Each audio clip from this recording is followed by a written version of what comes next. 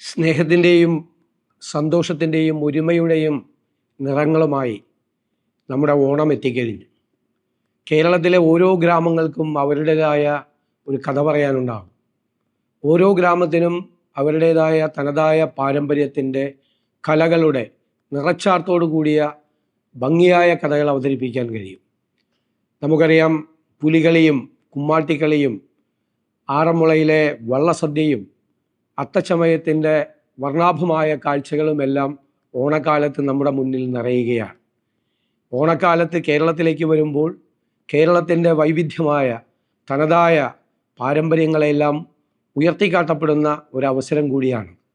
പൂക്കളുടെ നിറവും സദ്യയുടെ രുചിയും പാട്ടിൻ്റെ താളവും എല്ലാം ഒരുമിച്ച് കൂടുന്ന മഹനീയമായൊരാഘോഷമാണ്. ബന്ധുക്കളും സുഹൃത്തുക്കളും നമുക്ക് അയൽക്കാരും എല്ലാവരും ചേർന്നുകൊണ്ടുള്ള ഒരുമിച്ചുള്ള ഓണാഘോഷം, ഒരുമയുടെ ആഘോഷം തന്നെയാണിത്. കേരളത്തിൽ വിനോദസഞ്ചാര വകുപ്പിൻ്റെ നേതൃത്വത്തിൽ കേരളത്തിലുടനീളം ഓണാഘോഷങ്ങൾ സംഘടിപ്പിക്കപ്പെടുകയാണ്. ഈ ഓണാഘോഷത്തിലേക്ക് ഞാൻ നിങ്ങളെ എല്ലാവരെയും ഹൃദയപൂർവ്വം സ്വാഗതം ചെയ്യുന്നു. ഇത് ദൈവത്തിൻ്റെ സ്വന്തം നാടാണ്. നമ്മുടേതായ ഈ ആഘോഷങ്ങളിൽ നമ്മളെല്ലാവരും ഒരുമിച്ച് ചേരാൻ നമുക്കെല്ലാവർക്കും കഴിയട്ടെ എന്ന് ആശംസിക്കുന്നു. ഊഷ്മളമായ ഓണാശംസകൾ നേരുന്നു. ഈ വർഷത്തെ ഓണത്തെ വരവേൽക്കാൻ സംസ്ഥാന ടൂറിസം വകുപ്പ് തയ്യാറായിരിക്കുകയാണ്.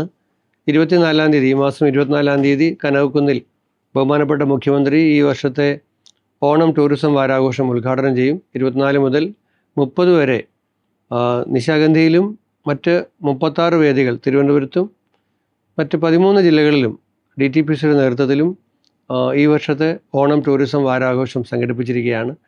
8000-ന് മുകളിൽ കലാകാരന്മാർ ഈ ദിവസം വിവിധ അരങ്ങുകളിൽ അവരുടെ കലാവിരുന്നുകളുമായി എത്തും. ഓണം ആഘോഷമാക്കാൻ എല്ലാവരെയും ഈ അവസരത്തിൽ ടൂറിസം ഡിപ്പാർട്ട്മെൻറ്റിന് വേണ്ടിയിട്ട് സ്വാഗതം ചെയ്യുന്നു.